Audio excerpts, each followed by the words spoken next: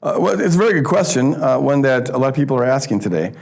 I'll say several things about that. One is that though God isn't physically tangible in front of us right now, God did become incarnate.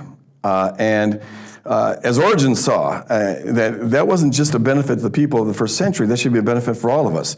And in Jesus Christ, we see the character of God. He's the ultimate face of God.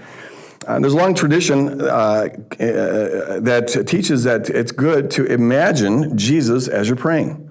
And I actually wrote a book on that called Seeing is Believing, where the power of imaginative prayer, or in the church tradition, it's called cataphatic prayer. And so you talk to God through Jesus Christ that you're imagining. Just like I imagine my wife or anyone you love, you get a picture of them in your mind. Well, I think the Holy Spirit uses that. In fact, I think it's very biblical. 2 Corinthians 3, Paul talks about how once we've turned to the Lord, the veil on our mind has been removed so that now we are able to see the glory of God in the face of Jesus Christ. It's not talking about a physical seeing, it's talking about a mental seeing.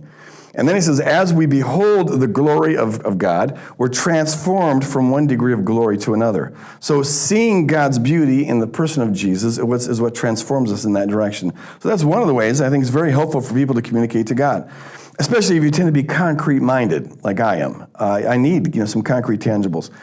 But the second thing I'd say is that just being aware that God is always here, I don't need to be able to picture God to know that he's here and I can talk to him all the time.